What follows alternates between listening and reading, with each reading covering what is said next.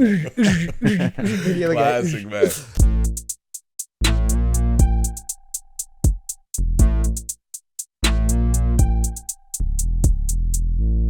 Welcome to Thicc Boy Fight Club. I'm your Balkan boy. I'm Tyson the Beast. And our guest today is Josh, the Gentleman Hill.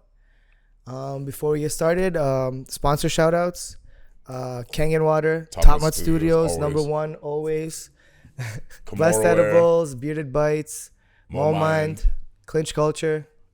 Just for Kicks, Gas Dank, Major Pack, Clinch. You said Clinch Culture? Yeah. Who else? All right. If we forget anyone, we're sorry. I'm sorry. Right? There's a lot of y'all. Thank you all.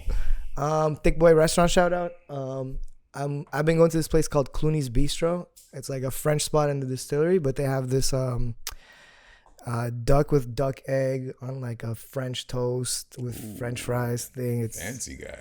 I was like, yeah, I got it. It's like a mimosa vibe type of place, you know? So it's good. It's in the distillery district, Clooney's Bistro. For me, Etobicoke as always. This place I found Breakfast Room. It's right there on Royal York. Not too far from San Remo, actually. The reason I love it because they have a dope steak and eggs, and like they actually make good steak. When you ask for a medium rare, it actually comes like the way you want it cooked. They have a dope waffles, blueberry pancakes. It's just a really dope spot. Like I said, my thing is obviously the steak and eggs, but it's Breakfast super Corner? fun. Breakfast Room is what it's Breakfast called. Room? Where is it? Fire. Royal York. And what? 340 Royal York. Where? So, like I said, like a little bit further, what do you call it? South of San Remo. Okay. On Royal York. So, Josh? Restaurant shout out, and there's a place. I live in Fawn Hill now, out in Niagara region. There's a place called The Butcher and the Banker, and sounds like a movie. Yeah, it's good, man. I've been there a few times, and their curry chicken, spot on. Really? Eh? Nice. That's vibes. Well, I've known Josh for how long now? 10 years? Yeah, man. 10 years. Yeah. Met him at Elite, actually. Was it Elite? Yeah. When Krulin was running stuff there. Was that where we met there? Yeah. At Claude's? Yeah, that's at Claude's. Wow. A lot of good people out there. And we've been training for a long time. Yeah. He's one of the best in the world. You know, #1 in Canada at 135. Thanks, I man. think you're in the top 100 last time I checked. But Am I? you're definitely ranked higher than that, in my opinion.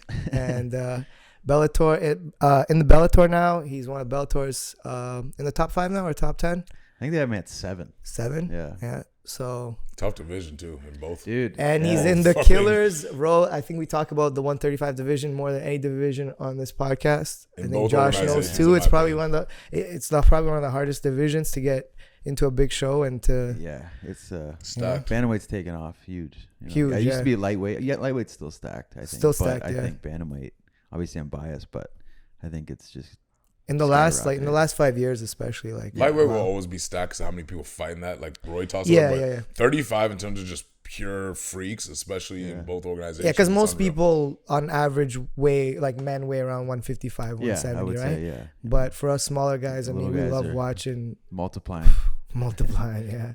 Well, it's because most guys, if you're a grown man, you're able to make that weight. A lot of them are wrestlers, so you have like it's just Yeah. a deep weight class. No matter what organization you're gonna find a lot of just guys who've been wrestling since they were like 5. Like You have a fantastic wrestling base for a guy who never really wrestled anywhere. Formally, Yeah, I mean, you I know? guess everybody always thought I wrestled. But Yeah, they you always look like a ask wrestler, you. like, you build like built one, one, I you guess. wrestle, You you know, fight have like that. that. But yeah, I never wrestled, dude. Like, I wish I did. Crazy. Looking back on it now, and I went to Brock, but I didn't wrestle at all. Oh wow, that's Oh wow! crazy. But you were a high level hockey player before. I played correct? hockey. Yeah, Yeah. that was like my main gig. But like, So at least you were accustomed to some fighting.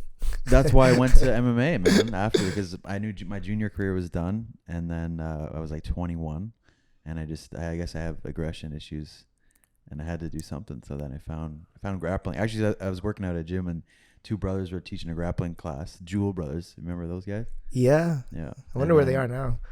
I don't know. I'm not sure. But yeah, I jumped into class and they're like, "Oh, you wrestled before?" I'm like, "No, man." And they're, "Oh, you look like a wrestler." And I was taking guys down. I have no idea what I'm doing. But and then yeah, I was hooked on it and signed up. I did like a couple of jits matches, and then they brought me to Allen, and it was Iron Tiger back then. Yeah. First day, I walk in there. There's Shane Campbell, Dave Wow. Hale, Wooly, Romero, Mukai, Dennis probably. Dennis. Yeah. Wow. It's a deep room. And then it's spar first day, Oh, you know wow. what I mean? So, but it's more just like a test, right? To see if you're gonna quit. You know. So obviously I got my ass kicked. These guys are all Thai champs and whatnot, but and I came back the next day, and I think that's kind of like what made Lynn want to train me, right? And you've been with Lynn for a long time now. Yeah. I mean, like I said, that was 2009. We started there with him, and then, you know, I've trained so many different places now, right? And Parabellum kind of became my main I think gym. that's where we trained the most and have the most memories. I think because everybody met there, you know, as like the meeting point and all from all over, and that kind of became my main hub. But yeah, I still have a good. We both had our posters up there. That was like, that place meant a lot to me. It was really sad to see it go, dude. It was, I know. I was talking about that with someone the other day, and that was, I think 2011 they opened. I think it was. So it was like almost 10 years. Almost 10 years. And now, it's kind of. Yeah. That photo was pretty famous. That first Tuesday sparring session that we had, which ended up turning into the pro sessions and into a pro team that. I don't think Ontario's ever seen anything like that before. No, I think it was like the TriStar version. You know, Ontario's of course, Canada's had, but Quebec's had way longer to develop. Yeah. And, Toronto's got the GTA in general, and Hamilton included. It's got this, like, they don't really train or work together mentality. Never before. It's Toronto and everything. So the fact that we all managed to meet up at Parabellum was, because we were driving to, like, Bruckman's. 3-hour drive to Oshawa just to train with. Every Friday. For me, it was 3 hours. I don't know how long it was for you. Where were you living that Oshawa was 3 hours? Yeah, why was it bro, for you? the traffic we would get caught in sometimes. It was like 2.5 hours. Oh, I was like, where were you Are you living? kidding me? Me and Lyndon, every Friday we leave at 2 p.m. and we get there at 5 and train for 2 hours. We train for 2 hours. Like literally hop out of the car, train with Tony and Monkey and all those guys out there. Yeah, and then hop in the car, and it was like an hour and a half drive home. Yeah, at night is no traffic, right? But yeah, we do that every Friday for, I don't know, a couple of years. Anyway. Shout out to Rory McDonald for what he do with Parabellum and all like some of the best guys, all the guys I met. Lucas, through there, Lyndon, everybody there. You know, like, and even if that's going on at Niagara Top Team is an offshoot of that, right? So huge shout out to Rory McDonald. Yeah, man. Especially on his new adventures. I see he's going away. He's going to Scotland so, and Czech, and he's like going all around. Or something, shout out to him for that. Yeah, well, you guys have been everywhere. You guys went to Russia. That must have been a crazy experience. Russia, you fought for fight nights. Dude, the first time I went to Russia was a nightmare because me and Linda went out and I was supposed to fight. It was a disaster of a trip, man. Those are the best stories, though. Are you kidding me? It is a good story now, but like, we got there and then first of all we were staying in Moscow because I went a little bit early just to kind of like get used to everything. I've never been there before, so we're in Moscow and we trained at a gym. Khabib's, one of Khabib's gyms, like an Eagle MMA. We had a hookup out there. Oh wow! And so we trained there for about a week, and then we were supposed to get another flight to go to the city he was actually fighting in. Sochi, right? No, that was the second one. This one, first one was Yekaterinburg or something like that. Yekaterinburg. Yeah, something like that. I don't say it right. But we were there, and then like we're at the airport, and when like I don't like to board early. Like I always like to like wait to the very end and then I hop on whenever there's already in there. We always chill. But we can't read Russian, obviously. So on the thing it says, usually your ticket says boarding at this time. Well, I guess in Russian it says like flight leaving at this time, something like that. So we're sitting there like a little bit of ways there, and we're like, oh, we got time, and we're just waiting. And then we go to the gate, and it was nobody was there anymore, and they're like, yeah, you guys can't come on. It's gone. But I can see the plane still sitting there, but they wouldn't let us on the plane. And I think not speaking Russian had a lot to do with it. They're like, no, beat it. So we missed our flight. So then I had to call the promoter and be like, again, trying to find someone that speaks English, and say we missed our flight. So we end up booking another flight, to buy another flight. It was just like a couple hours later. And then when I landed there, my management called me at the time, and he's like, yeah, your opponent just pulled out. And it was the day before weigh-ins, and I was already like almost on weight and everything. Oh, that's the worst. So we're down there. Yeah. So I had no fight, not getting paid, anything like that. So I ended up talking to the promoter. I'm like, can I get my show money at least? And they're like, no. But he ended up like, no. He goes, no. I already spent like $5,000 on this trip, pretty much. Like, but he was cool about like Camille, the president there. He was like, listen, we're gonna have you back soon, but I'll up your purse for the next one. Like you already fought type of thing. Yeah, so your next one won. will be almost double what you're gonna get. So I'm like, okay, well at least I'm gonna make it up. And that's when Fight Nights eventually. had money. Dude. Before they got in trouble. I think the Yeah. promoter ended up going to prison or something, right? What? Yeah, so Yeah. The, Yes. the backer, yeah. The backer. So yeah, okay. dude, they put on one of the best shows I've ever been to. Yeah, they're still around, Amazing. but they're just in Moscow now. Yeah, they're just like, there, and they're and they're way not smaller. bringing in many international guys anymore Yeah. like they were doing. But anyways, yeah. So the fight got called off, but then on the way home, we're leaving, and Lyndon left his passport in the plane. In Russia? Yeah. Oh, Lord. And it fell out of my bag. I don't know why I had his Why passport. But anyways, we noticed like right when we got off the plane, but it was like one of those you have to take the bus and whatever. So we noticed them, we're like shit. So we tried to get back. We can't. They're like, hey, when you call the people that come and clean the plane, they're like, yeah, we can't find a passport here anywhere. It's gone. I'm like, oh my God. So then we're stuck. And then my flight's about to leave. And that's why I'm like, fuck, I can't leave him in Russia alone. So With no passport. No passport, right? So we're stuck. I missed my flight, so we're stuck there. Oh wow. And then we had to get a cab ride to Moscow where the Canadian embassy is. And that was like an hour or whatever. So we get to the Canadian embassy, and when we got there, like we had envisioned like we just run in like, oh, we're Canadians, you know, they'll let us in. Yeah. But they were like, no. Like at the door, like, you wait out here, sit on the curb. I'm like, holy shit, dude. So like they weren't like welcoming at all. So they want to confirm who yeah, like we're Canadians. I had my passport, and they're like, they still with him. Anyways, so we get there and we talk to a Canadian guy, and he's like, yeah, you guys looks like you're gonna have to stay here for a few days, maybe even a week until we get things sorted. I'm like, oh my God.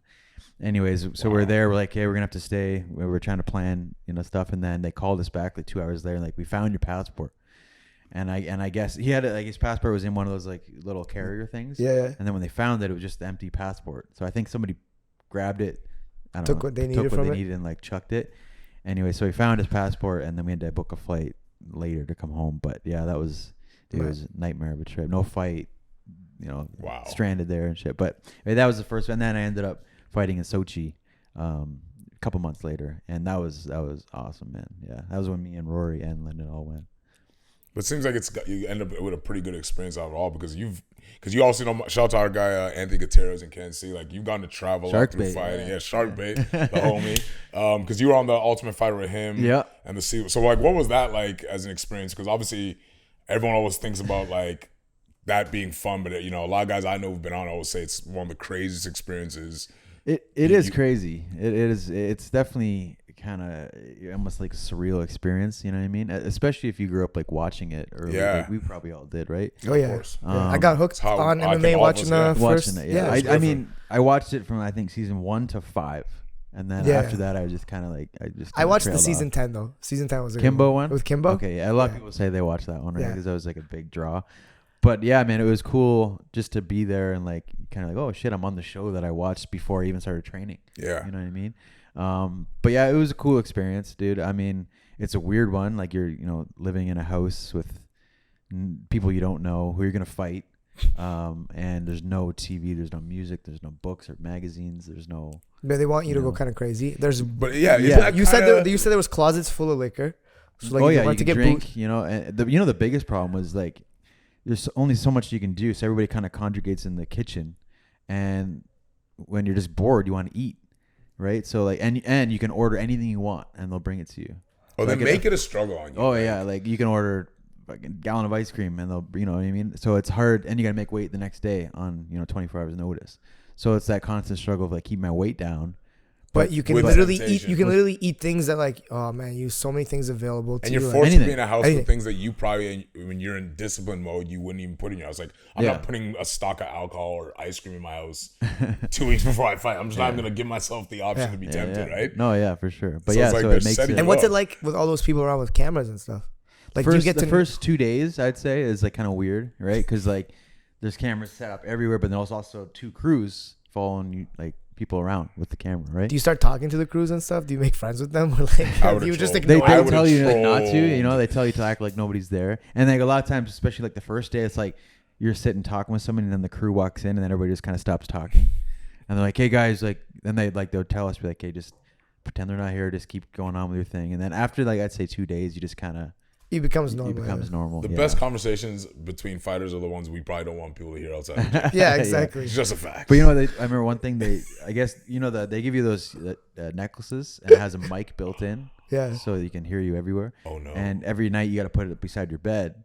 And then a lot of times you'll like wake up at like 3 a.m. and there's a guy like sneaking in and like changing your microphone out while you're sleeping. And it's like, what the fuck? But yeah. So you can't like play it off when the crew comes in like you were talking about something different, right? Like, yeah. The crew comes, you're like, so anyway, I was at church, and like you can't like play it off like you were talking about something. No, they know what you're they saying know the what you're whole saying, time. yeah, Oh, wow. Did anyone mic'd ever up. sneak out of the house? Because you can't leave the house, right? Nobody snuck out of ours. No. That you know of, That you know. or that he'll admit to on camera. Yeah, that we seen, but like even like we want to like go for runs, and like we had like a designated road. We had to like run to the end and run back, and that was like the only place you could go. Because you signed like a crazy non-disclosure agreement. yeah. I remember when you came back, you had to keep your mouth shut so much. It it's must like have a been stack so like hard. this. Oh yeah, It must for have been sure, so dude. hard. Yeah, You know. So it was definitely, I would say it was a great experience. It was a cool experience. So like I'm glad I did it. But if you're looking to like just get signed outright, I think it'd be much easier. Just to, if you want to enter the UFC, you know what I mean? Like Yeah.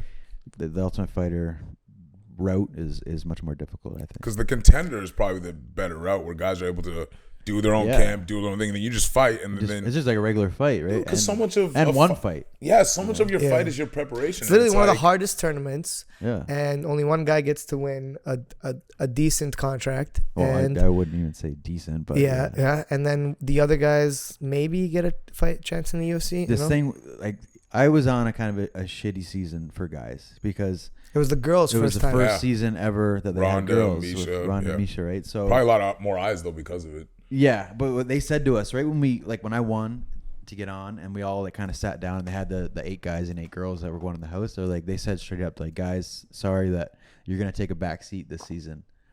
Because this is all about the girls. So we kind of knew ahead of time that, you know. At least you were in a house with some girls. At least that's different. At least that's different. Yeah, I get. Changes the but energy they a bit. said they'll never do that again either because I think the amount of like testosterone was kind of like evened out a little bit more. You know what I mean? and there wasn't as much drama. So and they still haven't done that again. So. Wasn't that who was on that show? Juliana Pena was there. Oh, Juliana Pena, Shayna Baszler, so she's in the WWE now. Doing well. Jessamine Duke, Roxanne. Roxanne was on that show you too. on that one? Was Was Felice Herring on that one? no, was a she different was different. Raquel Pennington. Yeah, those are awesome girls who that I are was fucked. thinking of. I'm trying to Yes. think of what other girls were on it. Peggy Morgan, Who Juliana Pena won Sarah that? Moras, And who won from the guys? Chris Holdsworth, Holdsworth. who is Yeah, one of the man, best what a coaches crazy in story. Sacramento now, right? Dude, Chris is like, yeah, he's for sure like, you know, obviously I was on the team with Chris, and so we trained a lot together. I knew he was really, really good. You know, you could just tell in his.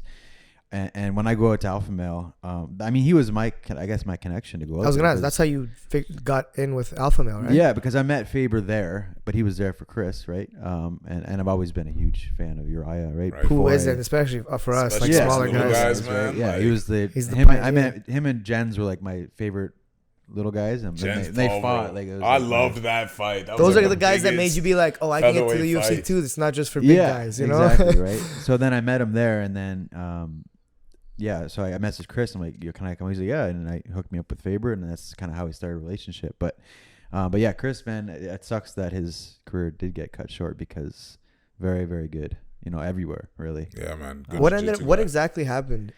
So, I mean, he had some injuries, but I think the definitive injury that kind of put him out of the game was by TJ.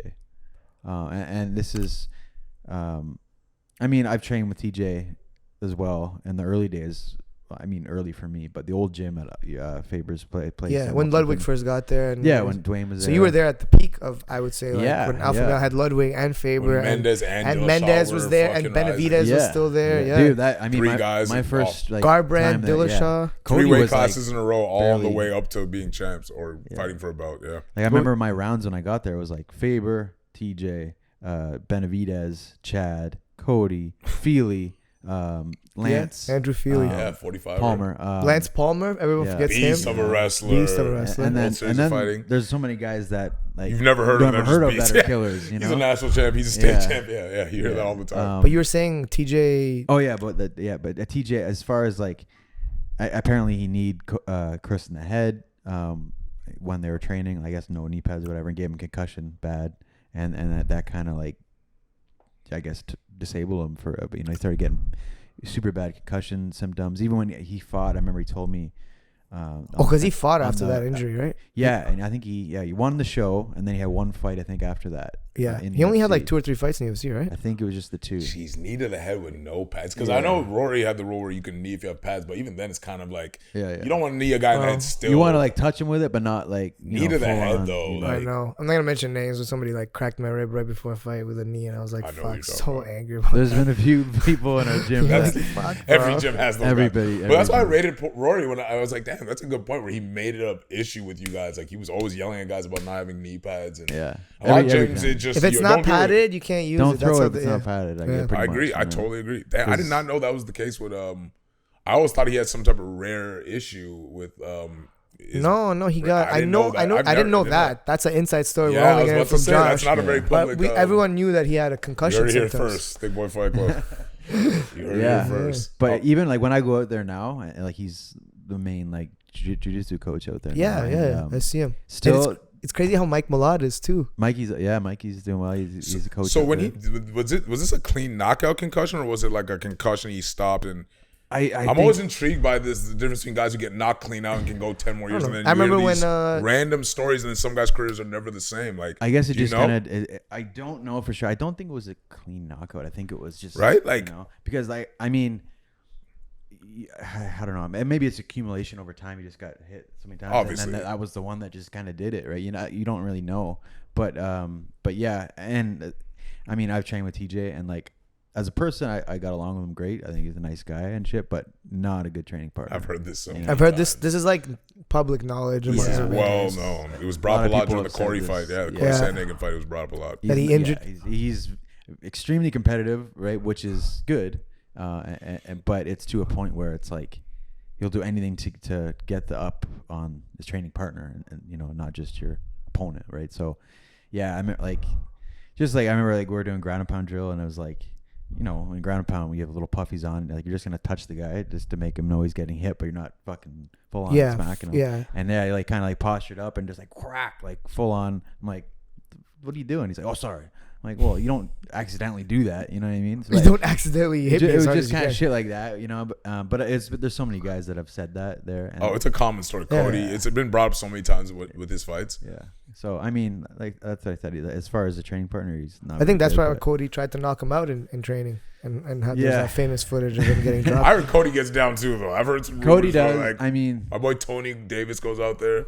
And I'm tight with Cody, and we have good sparring sessions, good training sessions. But because I think it's like I don't know, there's a level of respect there, and I think with some of the mostly younger guys or lesser known people, they'll come in and try to make a statement, right? And try to be like, I got one up on Josh Hill or on like exactly. So that's why George St. Pierre says he doesn't even spar at TriStar unless it's people that he picks and chooses. I totally agree. Yeah. I get it. I get it. Who wouldn't want to say, I dropped a head kick on George St. Pierre? Because and any day you could have a shitty day and like somebody beat you up that your levels above in skill level. All of us know in training. All of us know in training. Even at the Sanchez seminar where it wasn't no headgear, it was supposed to be like. Guys still weren't knowing how to like act. It was crazy. Remember somebody did a whole highlight video at Budo where I'm sitting there and you can watch me sitting there going like this, and this guy's like trying to spar Sanchez hard. Oh, really? Yeah. Half of them look like they want to jump this guy. I was like, how dumb are you? This guy's fighting in like next week, and he's like just playing with us, and he's. That's how people. The fact that he even let us do that was such an honor, and then you have an idiot still mess up. So I can only imagine when you go to a gym, like you're gonna find those idiots who just don't know how to act. Like, that's crazy. I never knew the holes were thing because I remember. So many people told me how good he was. So many people I knew would train with him. He's said like, he was a beast. I would say of anybody I grapple with, when I have him on my back, he's the worst person. That's what he was famous for in the UFC. I can't get him off. And body triangles. Yeah. Like I've trained with super talented jiu-jitsu guys, and he's just he's one that's like fuck. You can't get him off me, man. Like he's good, very good. Yeah, I'm always intrigued by those type of stories about guys who have like a one-off concussion that nobody thinks is a big deal until. They realize, you know what I mean? It's so weird because then you have some guys who can get knocked out. Well, our friend who's out there too, like a Reem, keep going. Like Reem. Yeah, over him. Like, what is it about this guy's brain? He's able to keep. How about Arlovsky?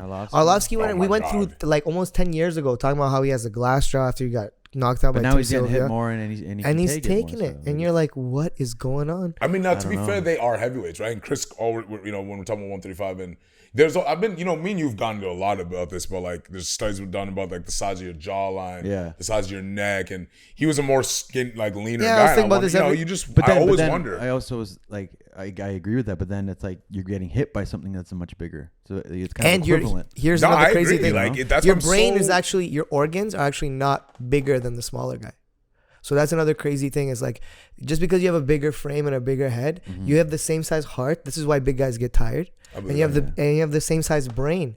Like by But math. neck, So but now size you're of your getting neck. But now neck you're and getting jawline. So you know what I mean? that's what's saving you, but that's why the heavyweights still get look- knocked out so to the easily. point, you know, women's soccer has one of the highest rates of concussion purely because of whiplash. Yeah. It's not because they're Yeah. getting hit in the head directly. So the heavyweight thing is, I think the only thing that protects them, a lot of these guys, by default, you're probably gonna have a bigger neck. But even Like, small car accidents feel worse than fucking. yeah, but like, you know, think about how getting big hit 'cause Wolverine's just neck that is fucking, compared to That yours, whip, you know? right? Like, yeah. but yeah, I'm always hear these stories about guys who like we know tons of guys like this who. You know, Concussion and yeah, shit? and it's just like it'll be something that nobody thinks anything of, and then before you know it, they're done fighting. And I've never had a diagnosed concussion ever. you for know? sure had one that we all I'm, have. I'm sure I have. Like I mean, I've been knocked out diagnosed. once Sure in my you've had. career. I've never been, counts. like- And that's a They didn't concussion, diagnose I it. guess. But you know what? Like I never had They any. just assumed. Yeah, I never had any symptoms. Like I didn't have a headache. I didn't have. King, you've sensitive never to, like- had headaches leaving Parabellum? You know, like I. Be honest, bro. Boy, I was disappointed. I've had headaches leaving Parabellum. Was he getting hit as much as you? Probably not. Josh is actually one of the more elusive guys. I try in not to sparring. get hit as much. He doesn't but, get you hit. know. You know? But I remember when like there's been some bad ones. Even when you dropped Jeremy. Remember? Oh, Dikiara? right. Yeah. And that he was- continued that was a going. bad He had one. no idea that he even got dropped by a head kick. Yeah, I remember So you- that. Yeah. He just autopilot continued. Bro, how many like, so fights it's have you seen in crazy. the UFC? But as Our as best it, fights is my concussions. credit myself, I was a good training partner. I didn't hit him in the head after that at all. No, you Just- didn't. I was remember watching. hitting I was his even body, I'm young. like, Yeah, just go body weight, you know and what I just mean? keep going. Yeah. That's so important, man. Like, that's why sparring is such a like. Now you look at how boxers have always kind of done it, but like with MMA, we're still trying to figure out the idea. But we sparred way how too much. we should be when we sparring. swim. Exactly, it's so much But worse. yeah, How do you train now? Do you spar as much? I love sparring, man. Yeah? I fucking do. It's my favorite. That's day what of the week. coaches are there for, to pull Oh, guys for back. sure. No, but right? like I think I'm a pretty like I said, like I try not to. I don't just sit there and brawl and like just get hit. You know what I mean? I try not to get hit, obviously, as much as I can. But I do love sparring. I think I'm like very controlled at sparring. Like Yeah. I've done it long enough where I can pull punches. I know when to like step in. You know what I mean? Like, but I do love sparring. But I think you do need a lot of sparring early in your career. Yes, To get I you agree. prepared, I agree. Get I you agree. kind of physically and mentally just prepared to go to those kind of battles. Later in your career, you can kind of pull it back because you already know that you're skilled, you're tough, you know, all these type of things. Yeah. You can go, keep going through pressures. But yeah, I do love sparring, man. It's fun.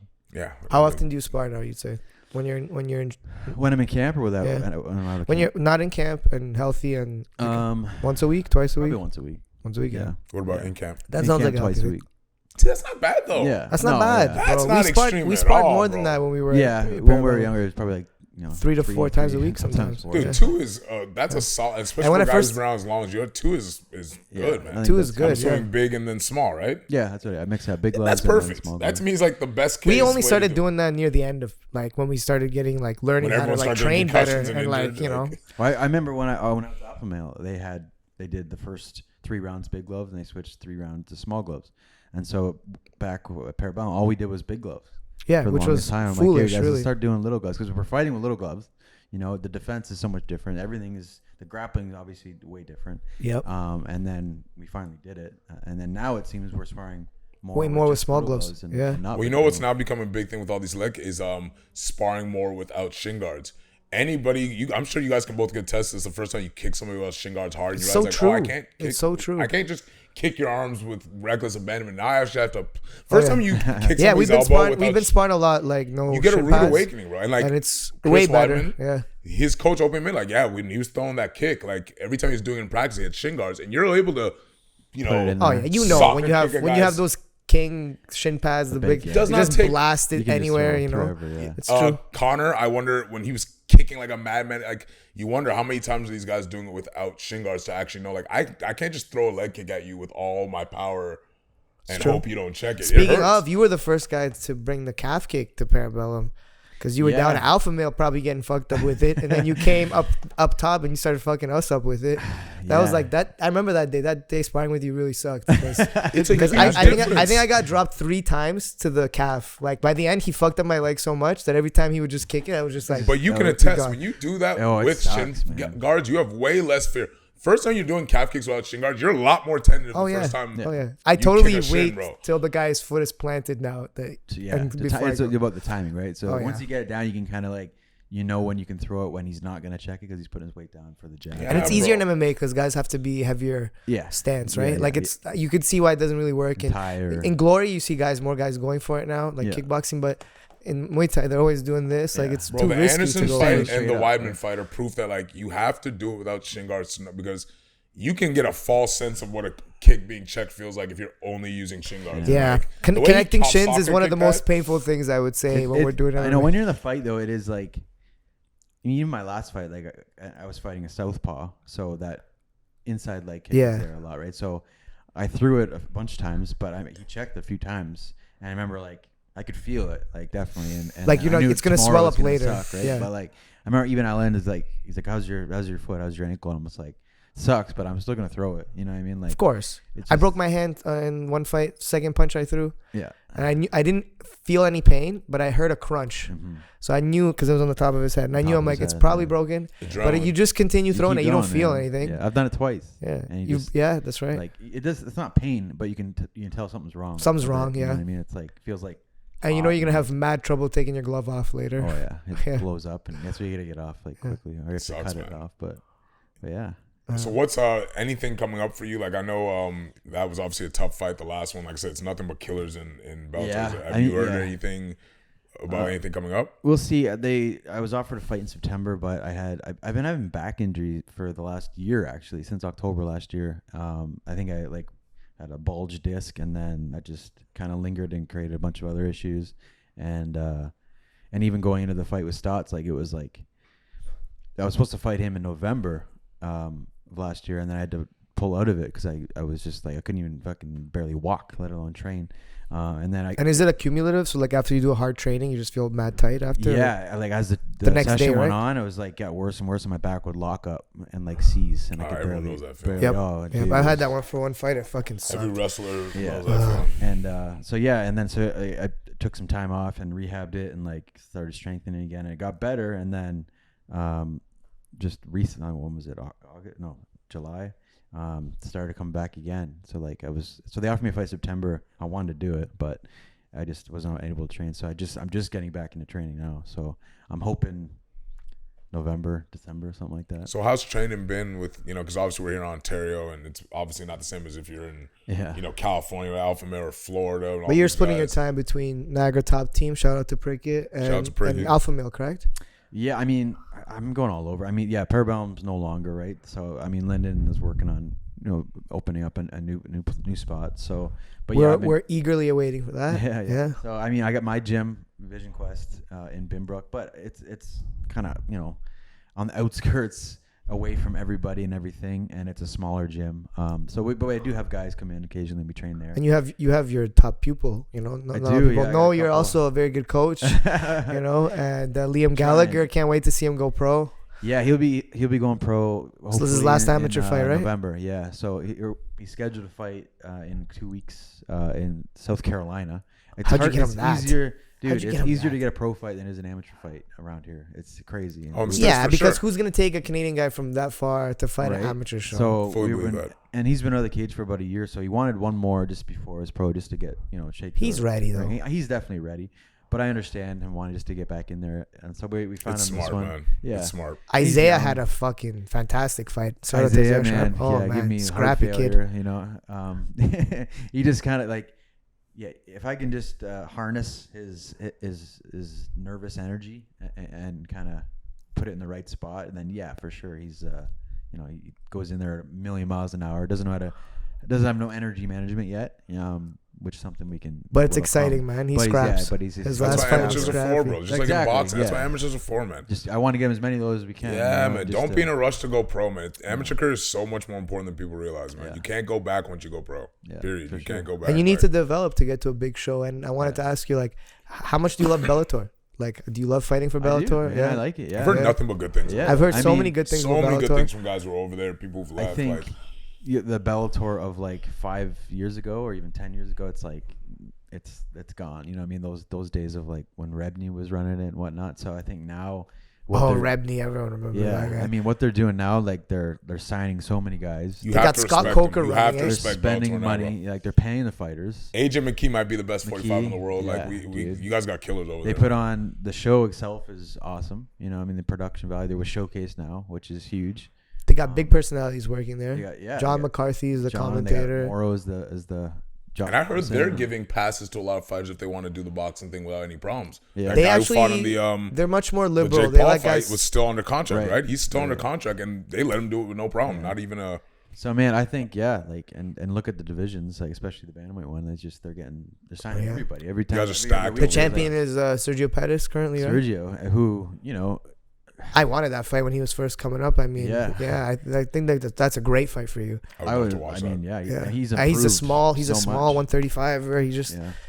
it's that'd be a great fight. Yeah. So before we wrap up, where can people find stuff about you, like your Instagram, any YouTube? Shout out your gym, like just give all the shout outs you want, like where people can find your stuff and what they can look forward to. Basically, at Gentleman J Hill, that's my Instagram. I don't have Twitter anymore. I got off that shit. Because the UFC was toxic. mandatory.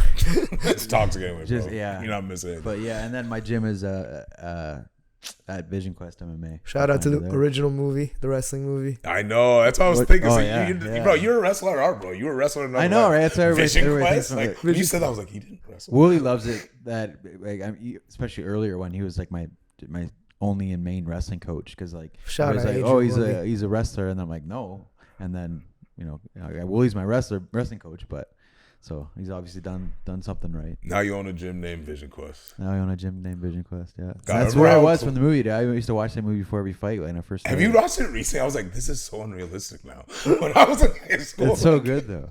I know. Now I watched it like a few years ago. I was like, what is this? This is not what I. It's like when you watch the first Rocky movie and they just not throw what in I hooks. remembered. And you're like, Just throw hooks. is there not No a straight single punches. jab or straight punch in this? And then you didn't find out I like, thought didn't block doesn't one work shot in or real life. move his head once, didn't parry anything. then pair just the other guy. Classic, man. Well, Oh, guys, good. make sure you go check out his page. A lot of great highlights. This guy's been having, like I said, one of the best divisions in the sport in both organizations. He's in my been opinion. representing Canada all over the world the best at the we have. highest level. So Been at it. We've been at it for a long time now. And Yeah. you guys Old. keep grinding. So, like I said, thanks for coming, man. Looking thank forward to your you. next fight. Anything else you got coming up? I'm Tyson the Beast. I'm the Balkan boy, Gentleman J Hill. We are Thick Boy Fight Club. the gang.